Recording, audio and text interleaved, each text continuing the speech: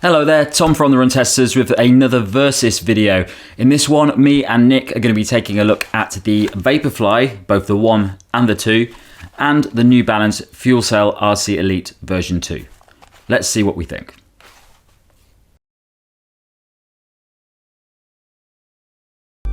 The Nike Vaporfly Next Percent 2 is priced at £224.95 or $250. It weighs in at 206 grams or 7.3 ounces for men in a size 9, and the drop is 8mm. The New Balance FuelCell RC Elite V2 is priced at £210 or $224.99. It weighs in at 225 grams or 7.9 ounces for men in a size 9, and the drop is 10mm.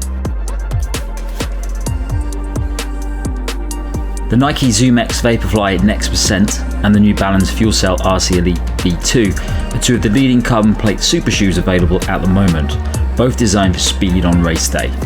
The Nike ZoomX Vaporfly Next Percent was released back in 2019 following the Nike Zoom Vaporfly 4%. Since its release, it's become one of the most sought after shoes for runners looking for PBs, as well as the world's leading athletes aiming to win races and break records.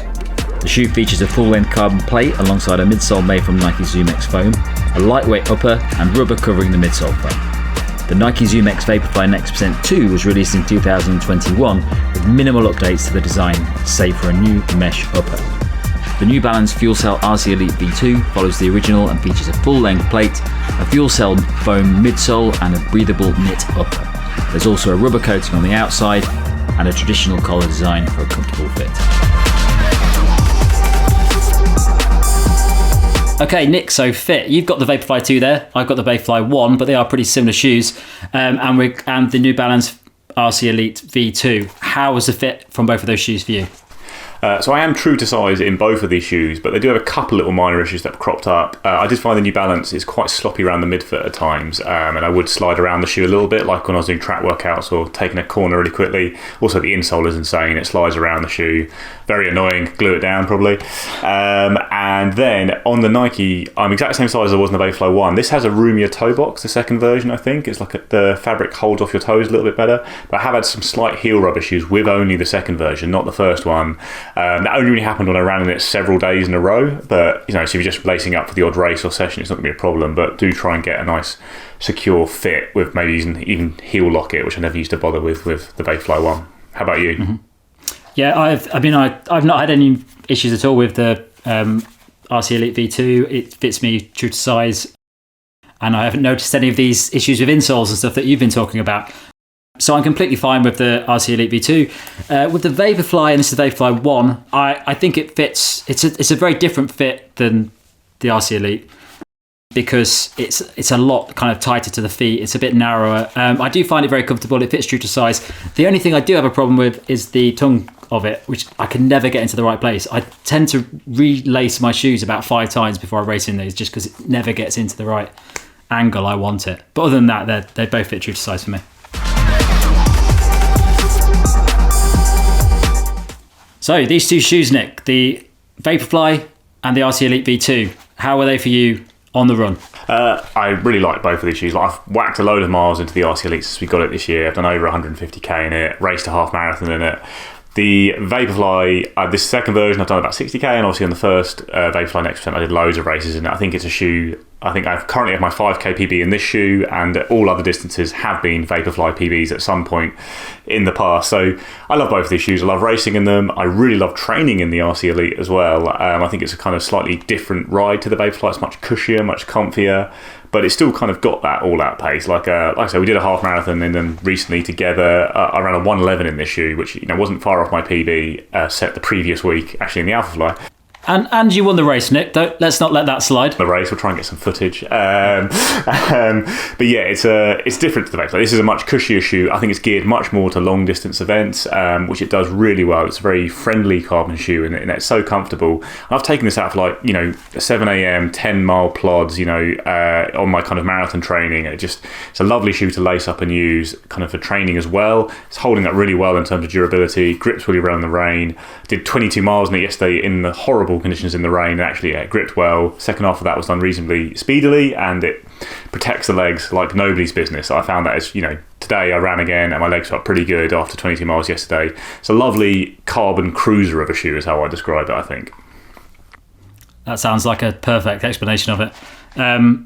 Yeah, I mean, I'm pretty similar for you. The Vaporfly, I think I love that feeling that you get from the Vaporfly where you've got that combination of the ZoomX phone and the carbon plate where it just feels like it's pushing you forward and it's almost springing your legs every time. And I think the first time I ran a 5K in it, I was looking at my watch at about 3K and thinking, I can't be running at that pace because I don't feel like I'm running at that pace. But it just feels so efficient and just feels like it's just rolling your legs over and pushing you forward. But the RC Elite V2, you don't get that. The carbon plate for me is almost unnoticeable. You don't notice a carbon plate being in there, which isn't a bad thing. It's just a different type of shoe. It's a more subtle shoe, I think. That foam is the real feeling you get from the shoe, and there's a big chunk of foam there, and it just deadens any impact and just makes running at distance just feel easier and nicer. But having said that, also it does help you run faster. It's definitely a speed shoe. But yeah, I think for me, the Vaporfly it's like an active fast shoe. It feels like it's making you run in a certain way, whereas this just supports you and just makes you feel nice over longer distance running. Yeah, I agree. I certainly feel like that. It's a very supportive shoe. Honestly, I just love pulling it on, almost in the same way I feel about kind of all-rounder shoes. Whereas, yeah, Vaporfly is a shoe I pull out just for kind of special races, and this is certainly more versatile a shoe, I think, when it comes to racing, in that, I want to use this shoe. Like I say, I've got my 5K PB in it recently. It's a shoe I'd love to put on for 10K. Like, if it was still legal, I'd go down the track and run 3K races in this shoe. Whereas the New Balance is a shoe, I think half and marathon, I think, is where it really excels. It's not going to be slow over 5K. I've done like 400 meter track reps in the shoe and like 1K reps, quicker than 5K pace, and it's fine. But the Vaporfly's got that real get up and go, and it's just that little bit lighter as well and nimbler, and you feel that on the run, and it does feel like, okay, I can sprint for like 5K in this shoe now. Whereas this is more like, oh, you want to run a really quick pace forever? Good, that's perfect. Yes, I'd agree. Yeah. Go on then, Nick. You've got the Vaporfly and you've got the New Balance FuelCell RC Elite V2. What are you going for? What's your verdict on these two shoes?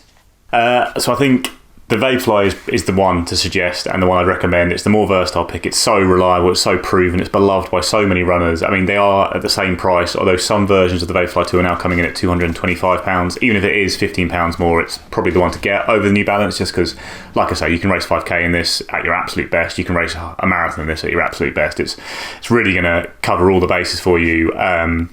So, yeah, my pick would be the Vaporfly 2. Do have some thoughts on why I still like the New Balance, but Tom, what's your pick?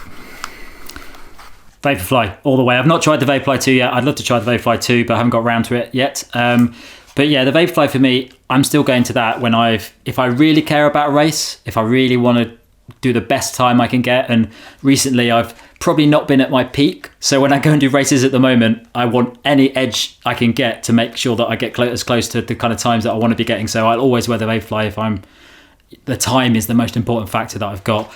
But having said that, I think, and I have not done a lot of marathons recently. The last marathon I did was about a year and a half ago. So I think that the RC Elite V2, for a marathon, I'd like to try this and see how that feels, because I don't necessarily need that sort of pep that you get from the Vaporfly for a marathon distance. I think this is going to be a great option because for me, I love cushioning on a marathon. I love cushioning on long distances.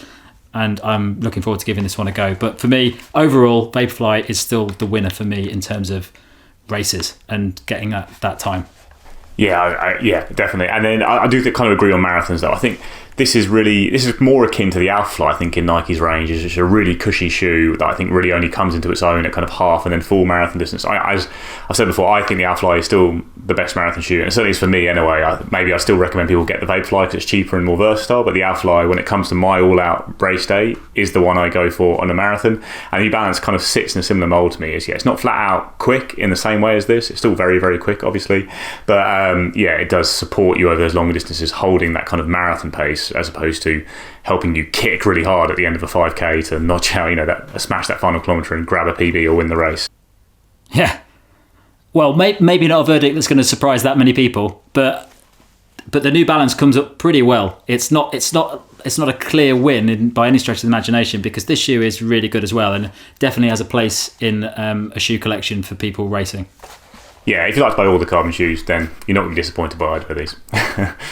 Okay, so that's our verdict on the New Balance FuelCell RC Elite V2 and the Nike Vaporfly 1 and 2. Thanks a lot for watching. Don't forget to like and subscribe and click the little bell icon. And thanks a lot, and we'll see you next time.